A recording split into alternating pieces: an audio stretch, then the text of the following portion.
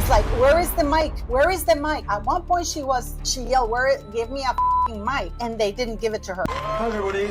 Prince Harry stands center stage, standing tall, delivering a speech that's clearly been rehearsed down to the last breath.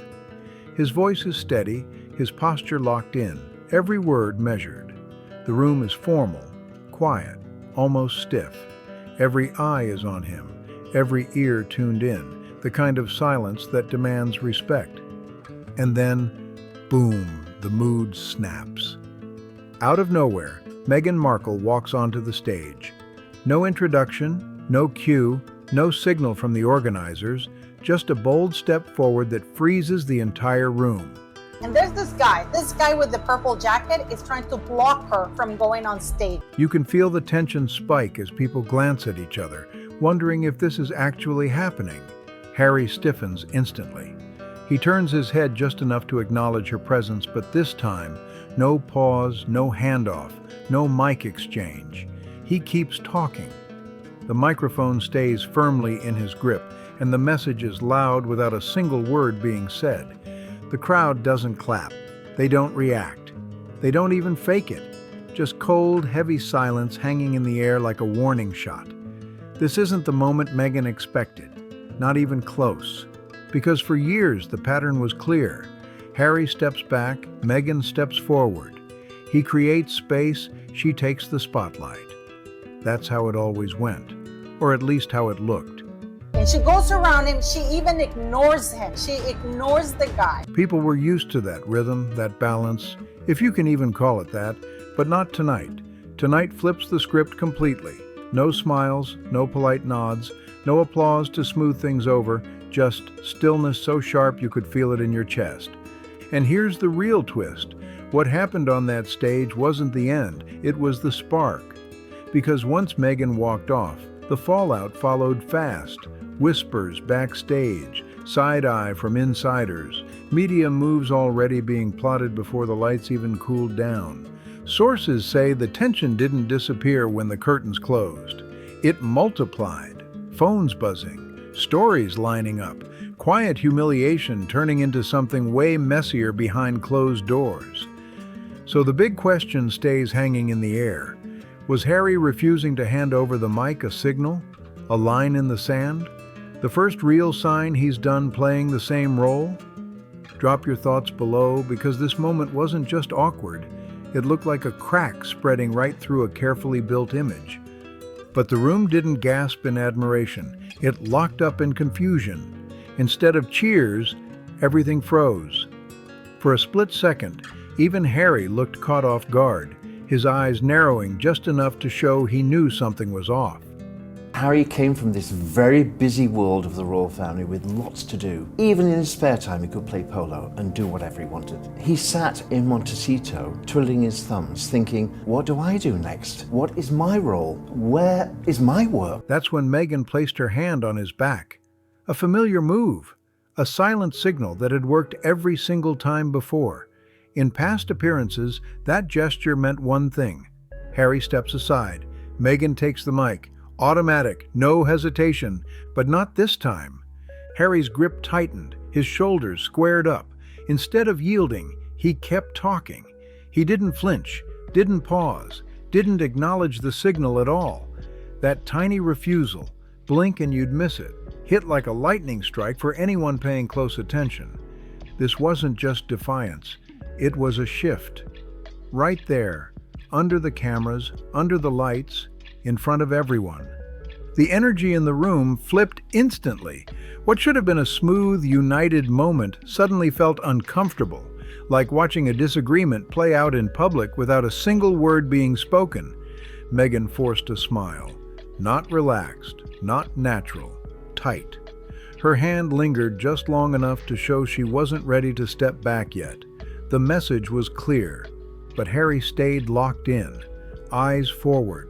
Voice steady. He pushed through like nothing was happening, daring the moment to pass without bending. You keep saying Meghan Markle, you know I'm Sussex now. I like working hard. The audience felt it too. No applause, no polite clapping, no awkward laughs to soften the tension, just stillness. Meghan stood there beside him, smiling, waiting. Seconds stretched out like minutes. The longer it dragged on, the heavier the silence became. It wasn't quiet, it was loud in its own way. Harry kept speaking, controlled, focused, almost stubborn. Meanwhile, Meghan remained planted in the spotlight, clearly expecting a nod, a cheer, anything to crack the room open. Nothing came, and in that frozen moment it was obvious. Something had changed, and everyone in that room could feel it. The audience wasn't hostile, it was worse. They were indifferent. And in royal spaces, indifference cuts deeper than boos ever could. No gasps, no whispers, no energy at all. Just blank faces and still bodies like the room had emotionally checked out. With nothing to grab onto, Meghan finally shifted her weight. She glanced toward Harry, searching for something. A cue, a signal, a rescue. When it didn't come, she slowly stepped back toward the sidelines. The walk wasn't long, but every step felt heavy, like a quiet concession she couldn't undo.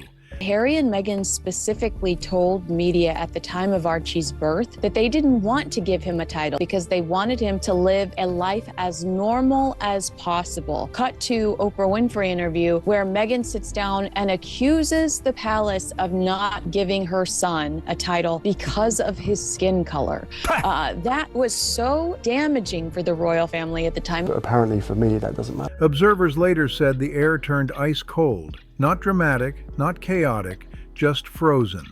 The kind of silence where everyone knows something went wrong, but no one dares react.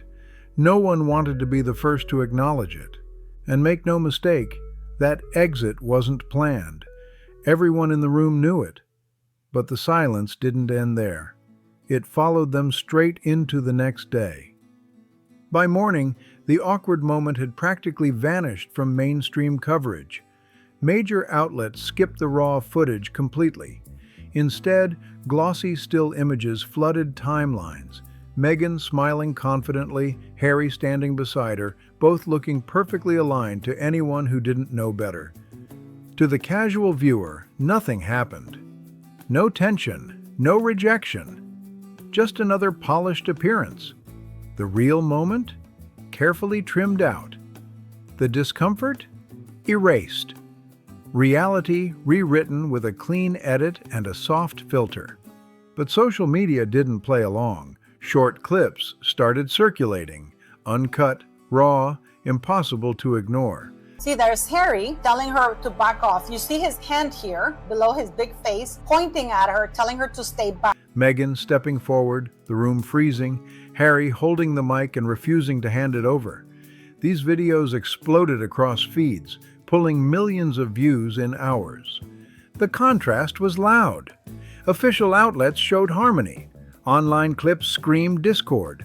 Critics accused the media of running cover, protecting Meghan from what could have been a serious public image hit. Supporters pushed back, claiming the silence was overblown, the body language misunderstood. But the split was undeniable. And she's going around causing trouble, looking for a mic. Where is the mic with that absolutely manic smile on her face? Two versions of the same moment now existed, one on television, one burning across social platforms, and that split didn't feel accidental.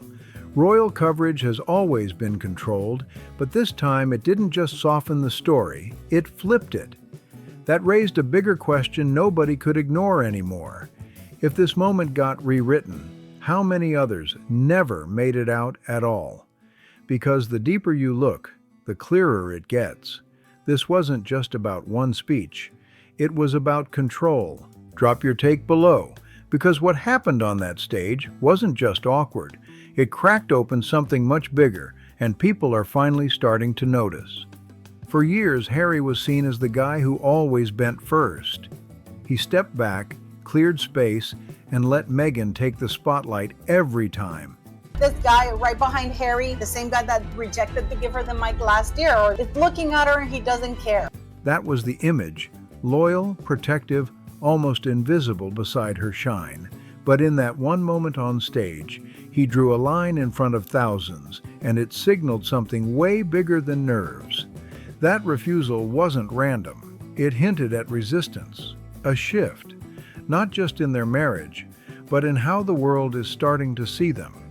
And Harry's royal status only adds to the confusion.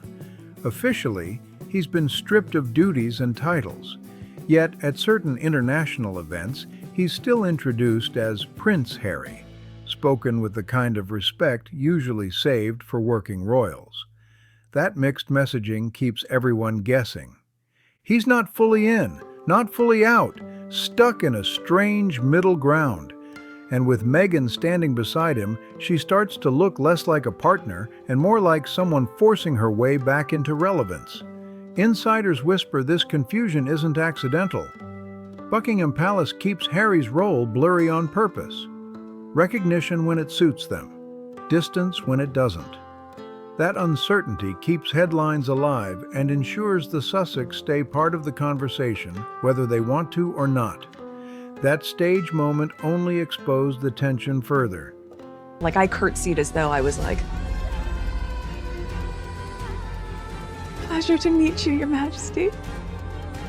Like, was that okay? It's really quite sad. Harry pushing back in public raised questions the palace never had to ask out loud. Is he choosing the crown over his wife, or is he simply tired of being overshadowed? Either way, the cracks aren't hidden anymore. The polished photos and rehearsed smiles can't cover it up, and the real battle isn't about speeches or microphones, it's about family.